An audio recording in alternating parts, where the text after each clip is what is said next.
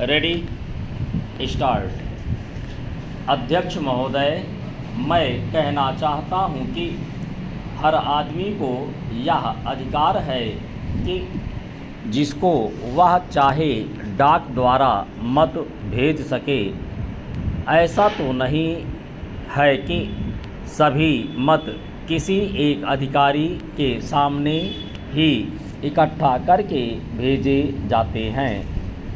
जहाँ तक इस बिल का संबंध है वह ठीक है, वह प्रारंभ में ही आना चाहिए था और मैं इसका समर्थन करता हूँ।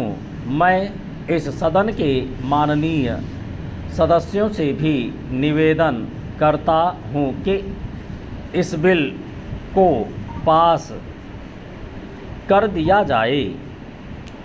खेती में उन्नति न होने का कारण क्या है? उसका एक कारण यह है कि खेती से संबंधित जितने विभाग हैं उनमें आपस में समन्वय नहीं है। खेती के लिए अच्छी खाद की आवश्यकता है, पानी की आवश्यकता है, औजारों की आवश्यकता है और धन की आवश्यकता है। इन सारी चीज़ों के लिए अलग अलग विभाग हैं।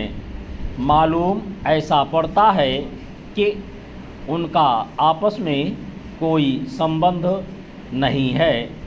वे आपस में मिलकर कोई योजना नहीं बनाते जिससे खेती की आवश्यकताएं पूरी होती। इसलिए जब तक उनमें आपस में तालमेल नहीं होगा तब तक खेती की उन्नति नहीं हो सकती है। दूसरा कारण यह है कि योजना की बिल्कुल कमी है। इसके अलावा कृषि कॉलेजों से निकले हुए जो स्नातक होते हैं, जो खेती की बातों को जानते हैं, उनमें से एक भी आदमी खेती करने के लिए तैयार नहीं है। सभी प्रोफेसर बनने के लिए तैयार हैं। खेती के लिए कोई भी तैयार नहीं है। एक बात मैं माननीय मंत्री जी से विशेष रूप से कहना चाहता हूँ।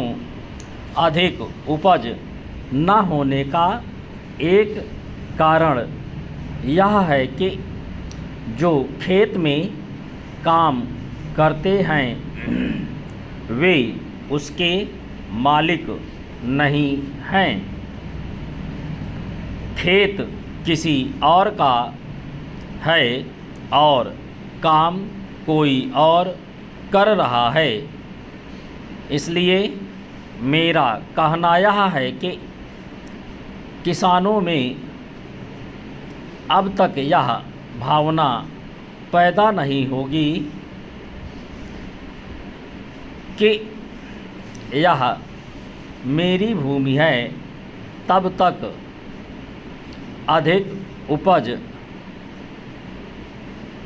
नहीं हो सकती है। इसके लिए आप जब तक कृषि सुधार नहीं करेंगे तब तक कोई बात बनने वाली नहीं है। दुर्भाग्य से इस देश में खेती करने वाले बहुत कम लोग ही भूमि के स्वामी हैं। चेंज खेती की उन्नति के मूल आधार हैं पानी, खाद, बीज, धन, उपज का उचित दाम और भूमि सुधार। इन सब की ओर से कृषि मंत्रालय का ध्यान नहीं है। सरकार को प्रत्येक खेत को पानी और हर आदमी को काम देना सुनिश्चित करना चाहिए।